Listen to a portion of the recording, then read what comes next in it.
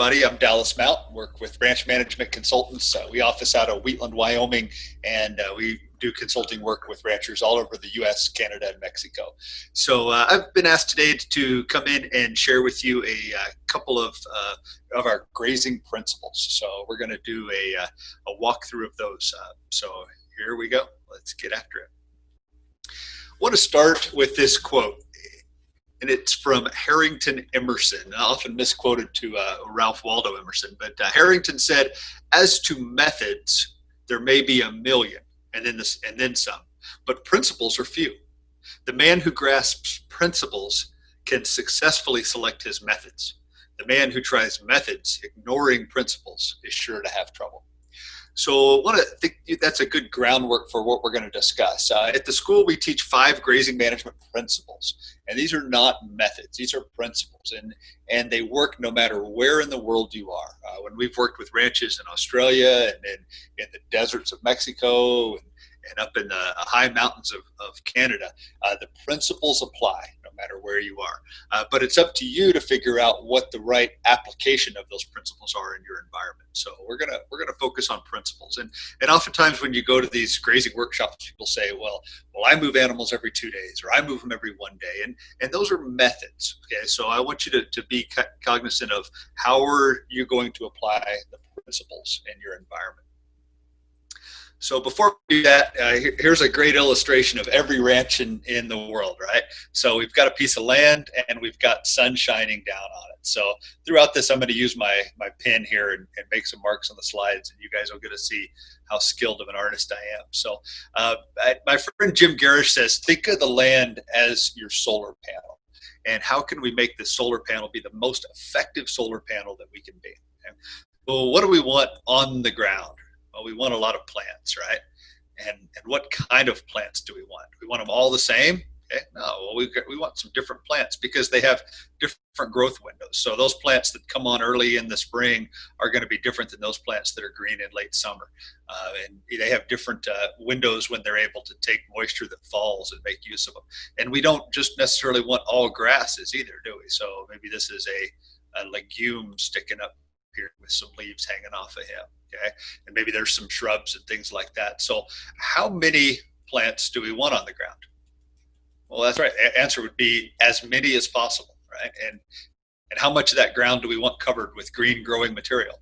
As much as possible. Okay, so we want all these plants on that land. Now, if we were to take our shovel and dig down in here, what would we find underneath these guys? Okay, well, we'd find all their roots growing down in here, and some of these bunch grasses are going to have some longer roots like that going down in. Maybe we've got some short growing, lower plants that are going to have shorter roots on them. And then this legume, which I've now covered up, maybe it's going to have a nice, deep, long taproot that's going to go way down in there and break that soil up and access moisture where other things can't. Okay, so we're going to have a lot of diversity and as many roots as possible. Okay, so what are these going to do? Now let's draw a few more things that are going to happen up here. Okay, here's where my drawing is really going to start to fall apart.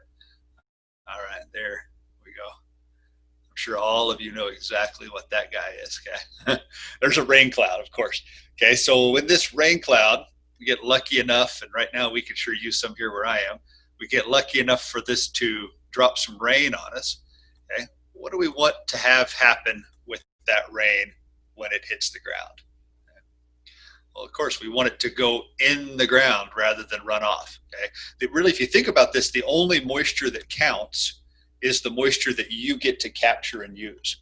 If some of it runs off, or it doesn't get in the ground or lands on areas of bare ground and just soaks right down through past the rooting zone, that moisture doesn't count. So we want to make sure that we get it in. Okay, we capture that moisture so that it becomes effective precipitation. All right, let's throw a few more things on this. We're going to have a purple.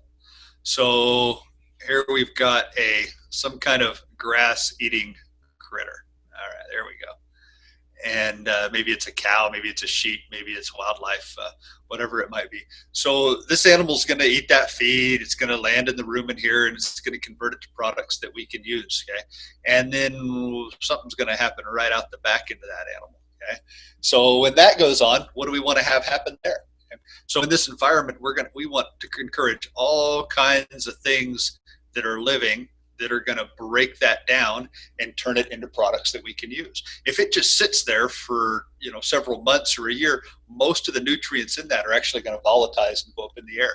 But if we've got a nice diverse ecosystem of different kind of dung beetles and all the other kind of things. I mean, dung beetles are talked about a lot, but there's a whole lot more things that cause that to break down and for those nutrients to go in the ground where they can be used and recycled. Okay, so really this is ranching. Okay, all these things going on. There we go. This is ranching. So it's about getting that moisture in. It's about capturing that sunlight. It's about having that solar panel be green for as long as it can. It's about having diversity in those plants. It's about breaking down the nutrients and making them recycle back into that system. So these are what those principles that we're getting ready to talk about. It's what these principles help make work well. So as we think about application of this, it's all about making this process work. And we want to think about how can we encourage that rather than how do we screw it up. And oftentimes when you step back and look at the things that many of your neighbors are doing in agriculture, what they're doing is screwing up the system. So rather than screw it up, let's make it work well. Okay. So we'll start here. Thinking about how these plants grow throughout the year. And no matter where you are, there is a period of time where those plants are either going through very little growth or they're completely dormant. Okay, so there's a kind of a non-growth season. Okay? At some point, and these could be months, so depending on where you are, this might happen at different times, but at some point in the year, things really start to turn on and those plants really rock and roll. Okay? And they do that for some period of time. For some of our clients, that whole window is 30 days. For other people, that window could be 8, 9, 10 months out of the year where these plants are really growing. And then they start to slow down and they start to become dormant again, and then they maybe form seed heads, and then quality really starts to drop off. Okay? So no matter where you are in the world, that plant growth curve looks something like that. Okay? Now, it's going to happen at different stages in different areas. It's going to happen at different rates. So we might think of that curve I just grew as a pasture that's depending on rain for it to grow. And if maybe you're under an irrigated pasture and you can control the water of that. So maybe it happens a lot more rapidly in some areas of your ranch. Okay, so we could have those two different shaped curves. So let's come up with some really clever names for these different phases, and we'll start on the first curve I drew. And so that period of slow growth or dormancy, we'll call phase 1. Okay, things just started greening up and they're growing very slow. And the clever name for this one is phase 2. And then, of course, up here where things start to really fall off in terms of quality, we're going to call that phase 3. Okay? So just to make our graph complete here, let's draw on. So the curve we drew up here, it represents quantity, total feed in the pasture. And let's draw up quality. So if we came out here and actually clipped these little short plants that are just starting to grow in the spring and sent them off to a lab to have them tested for protein, they would actually come back really high. Okay, so even in phase 1, quality is high, and then as we start to go through phase 2 and get into phase 3, quality really drops off. Okay, so the red line there represents quality.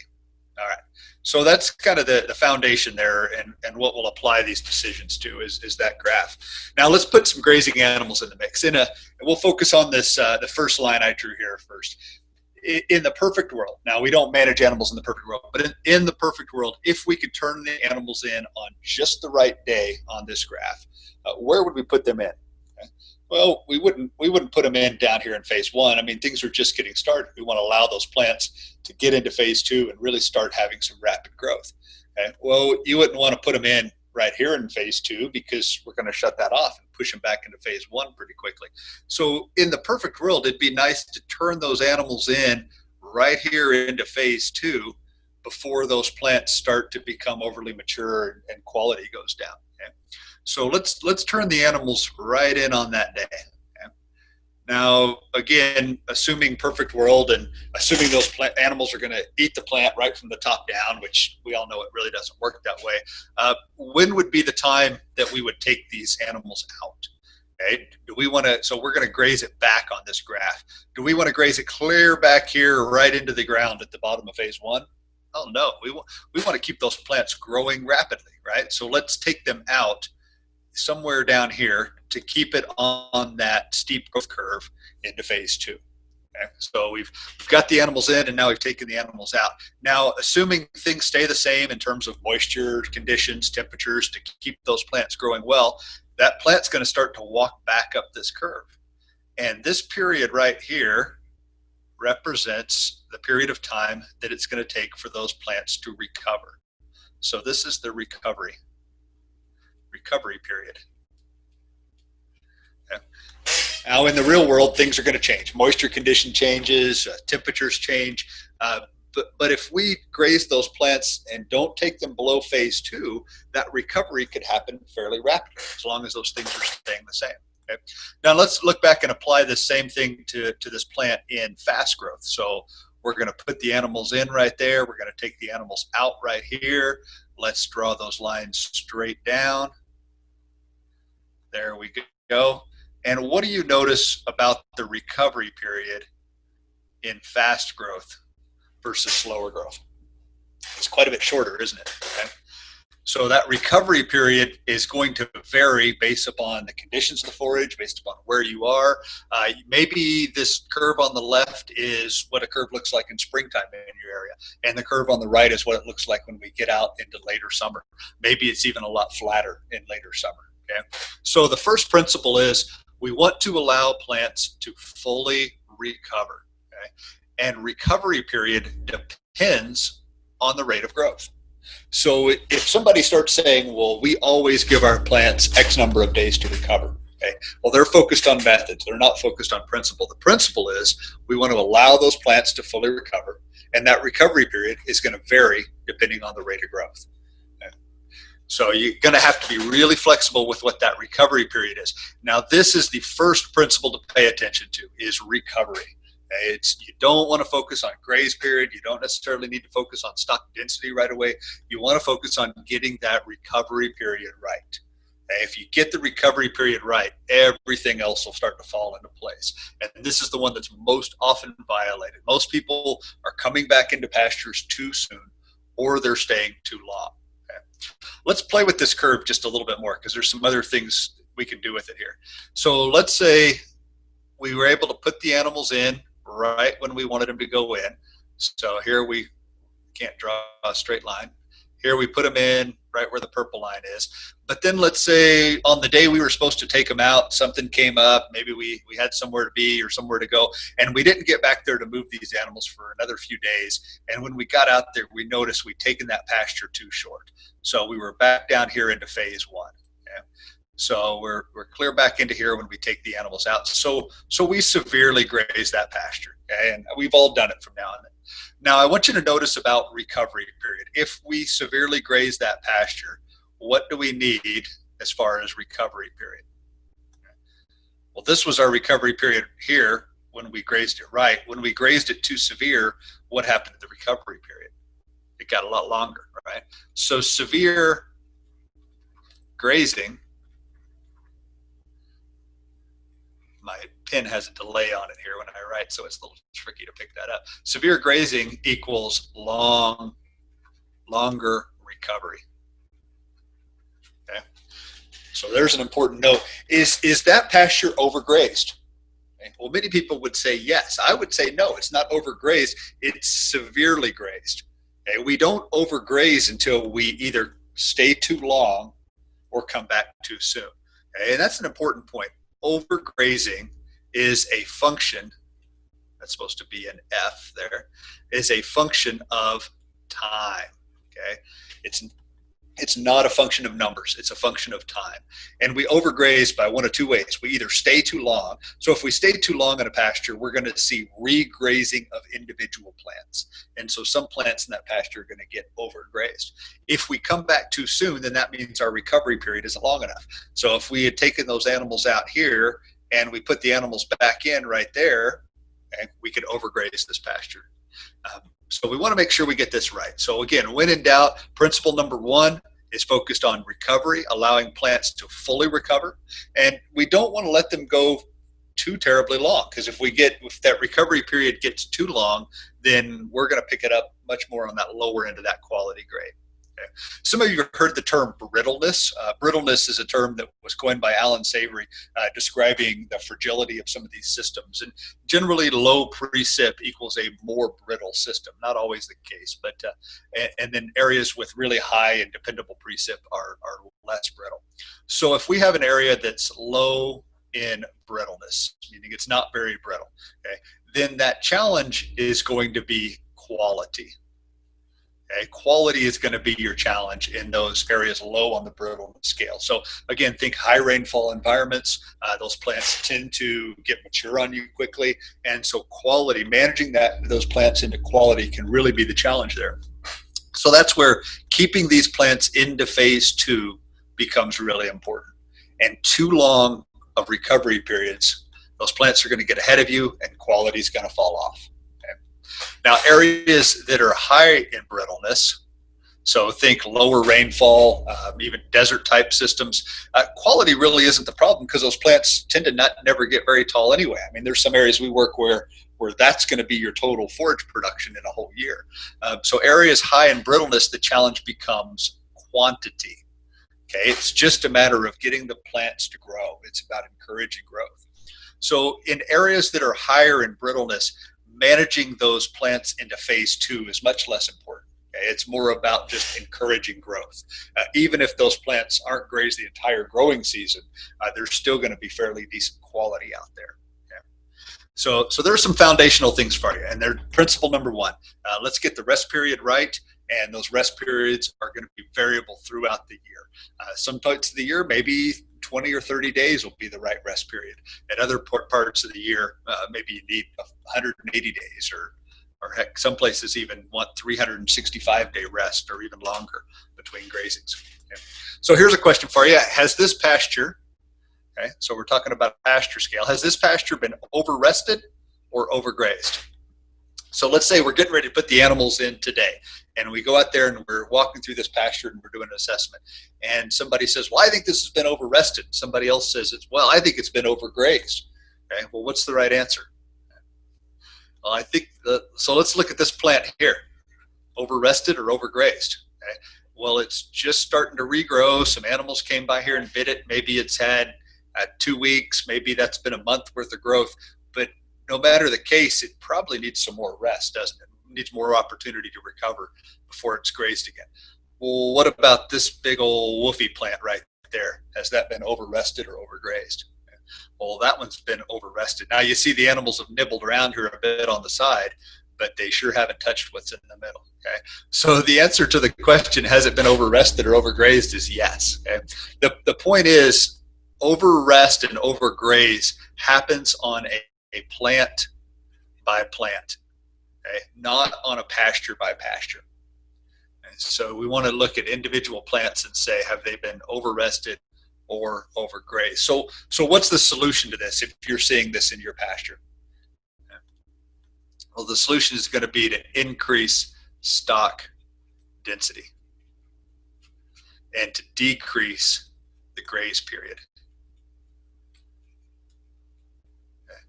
More animals in there for a shorter period of time. It's going to decrease some of the selectivity that's going on.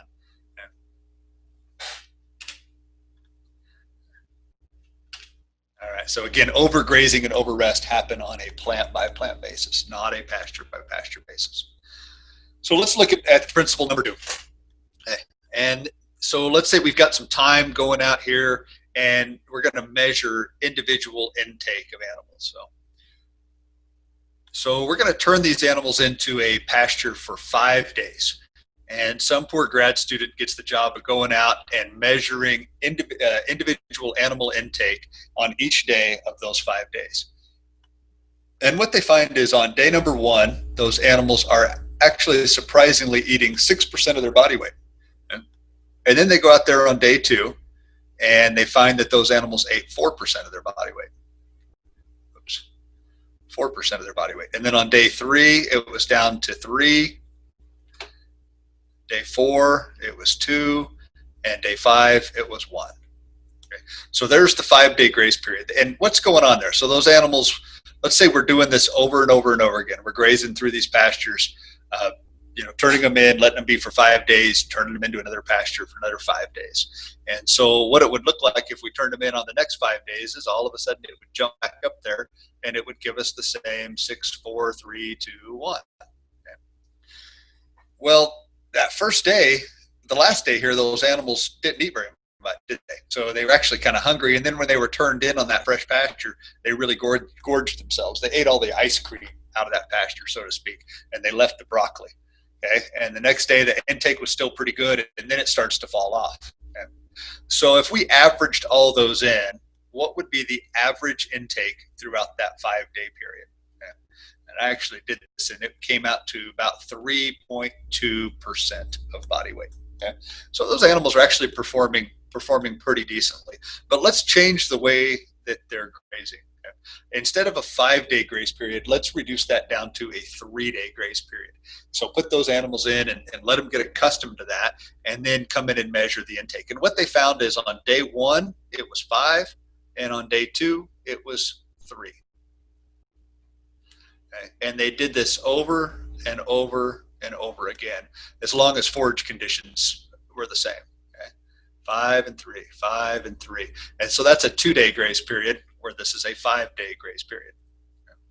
And so if you average those in, of course, it's going to equal 4% of body weight. So which animals are going to have, if these are stock or steers, which animals are going to have higher weight gains? Okay.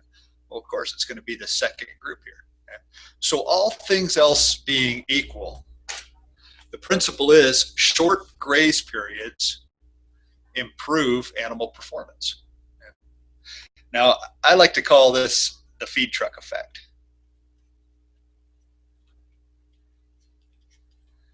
When I worked in a feedlot, we fed animals twice a day, and some bigger yards actually feed them 3 times a day. So we introduced feed twice a day to those pens. Why didn't we, the bunk would hold it, why didn't we just double the amount of feed and just feed them once a day? Okay, well, that's what we did on Sundays when we wanted to have a short day.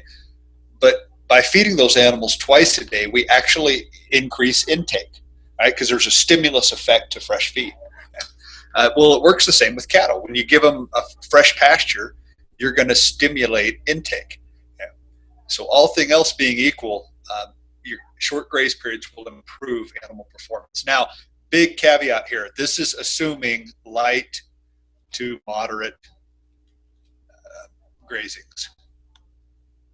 If we're asking these animals to eat those plants right down into the dirt, they're not going to perform that well, even on short graze periods, right?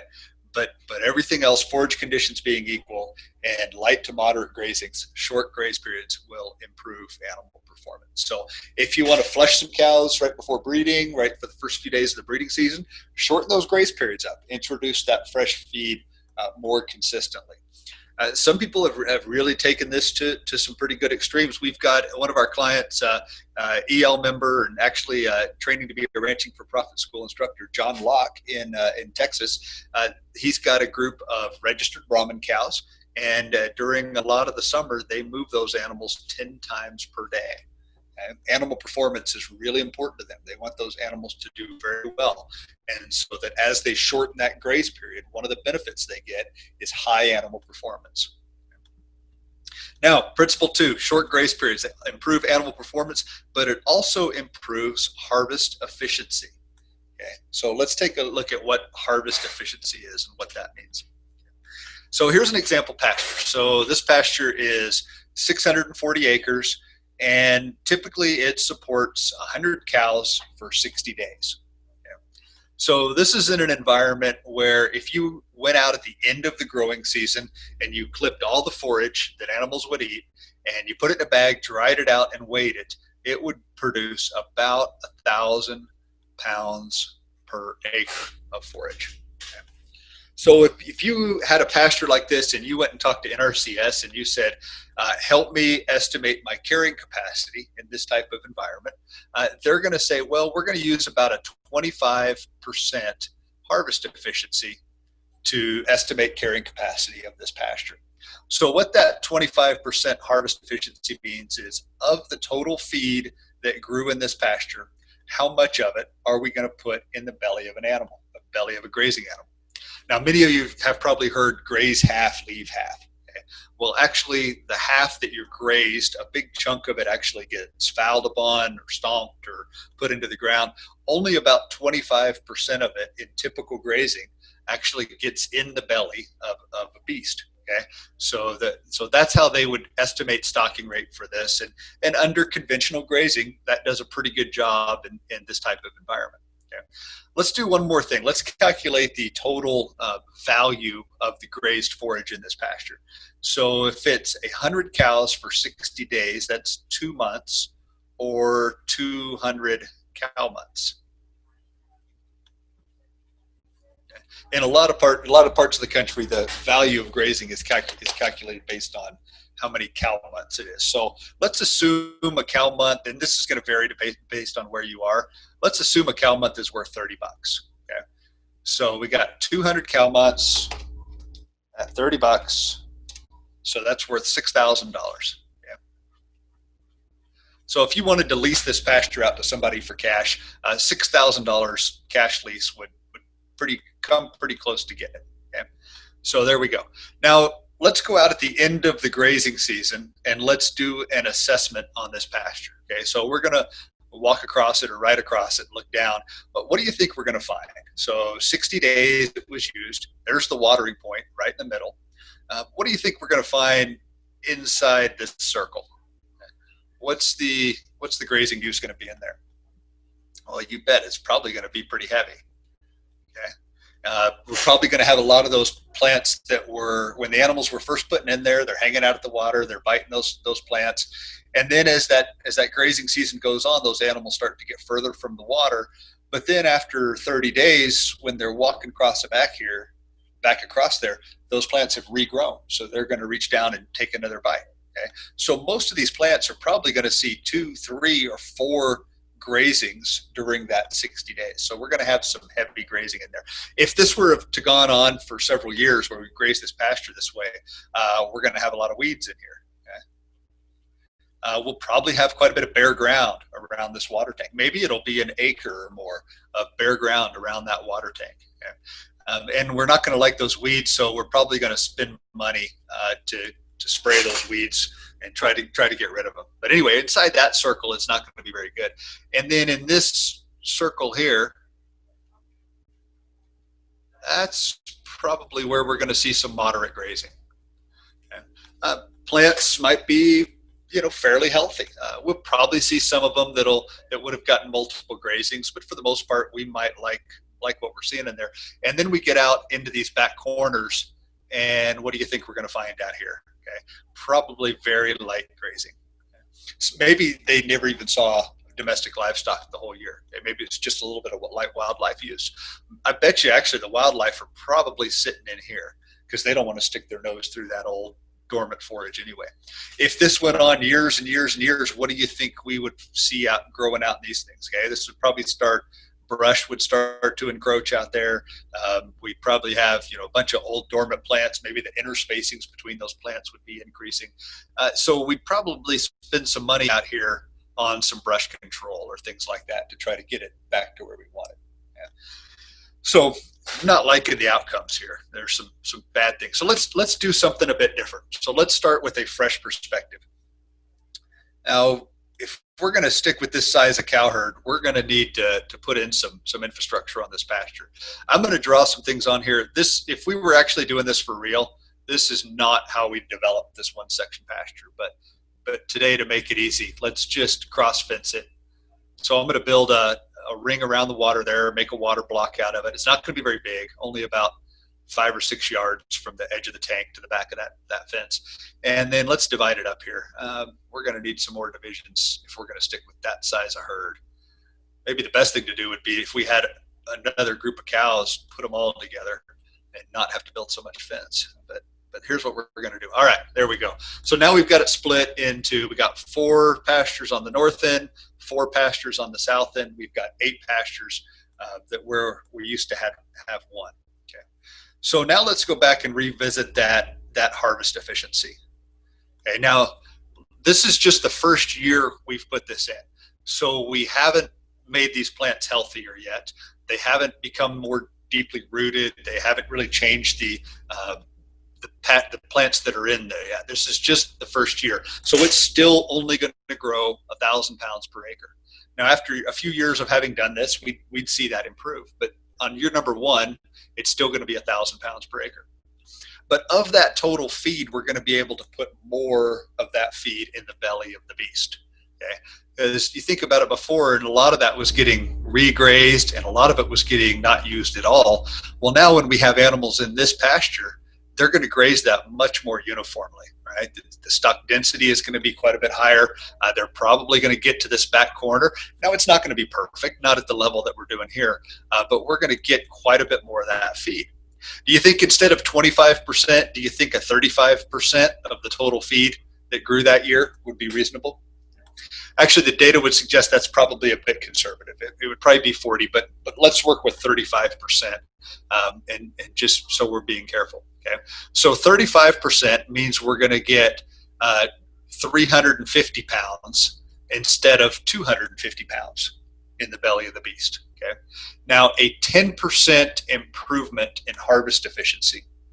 That's a lot more than a 10% improvement in terms of number of days grazed. So if I take that 350 and I divide it by the 250 where we were, I come up with 1.4, which actually means that's a 40% increase in the amount of feed we were able to put in the belly of the critter. Okay. So remember, we had these 200 cow days in there. So now I'm going to take my 200 cow days and I'm going to multiply that by 1.4, and I'm going to get 280. I said cow days. I meant cow months. 280 cow months. Okay. I might stick with the same 100 cows, or I might put more in there. But let's say we stick with the same 100 cows, so we'd be in there for 40% more time. So instead of 60 days, we'd be in there for 84 days. Okay, so 100 cows now for 84 days. Okay. Now, if I'm going to just graze through each one of these pastures once, and I know I'm going to be in there for 84 days, let's divide that by 8. It's going to be 10.5, isn't it? Okay, so I'm going to be in here for 10 days and in here for 11 days. In here for 10 days and in here for 11 days. Okay. Now, of course, I'm going to vary that based upon how much feed is in there. But boy, these pastures are going to look a heck of a lot different when I roll through this, aren't they? Okay. And let's do one more step here. 280 cow months. We said a cow month was worth $30. Okay. So let's do the 280 times the $30. $8,400. Okay. That's the value of the forage in this pasture. Last year, it was before we did the divisions, it was 6,000, right? So in the first year we have these divisions in here, by increasing harvest efficiency from 25 to 35%, if we value that forage at $30, I was able to capture an additional $2,400 of forage production just in 1 year. Okay, the first year I have it in there. Now let's think a little deeper about this. I'm in this pasture for 10 days instead of 60 days before. So what do you think is going to happen over time? So those pastures have a shorter graze period. What happens to rest period? It's going to get a lot longer. So do you think those plants are going to be healthier? Going back to that first picture we drew about how effective the solar panel is. There's going to be more green cover on the ground for longer of the year. The plants are going to become deeper rooted.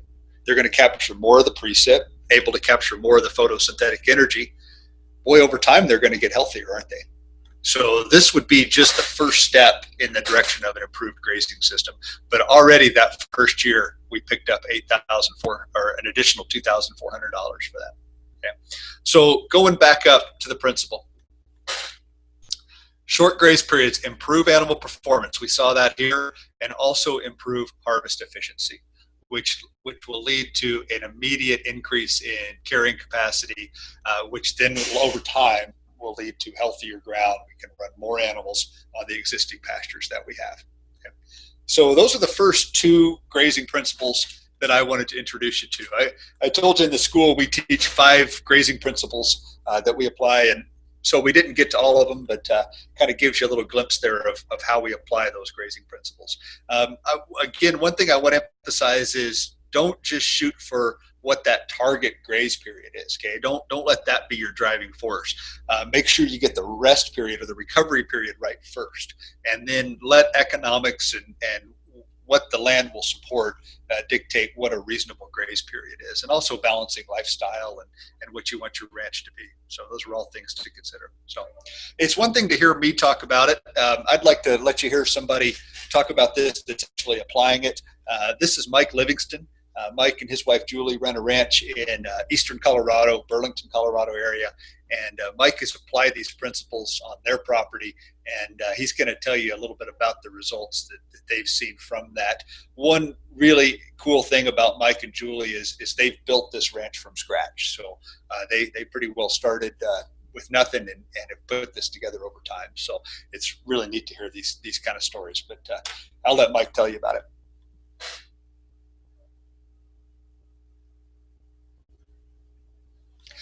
All right, so listen to how Mike applied the principles. Looking for getting the rest periods right, allowing those pastures to recover, and then getting those graze periods as short as practical for the ranch that he's on. Looking to simplify things. He's combining herds somewhat. He's still running 3 herds, but he's running fairly large groups of cattle.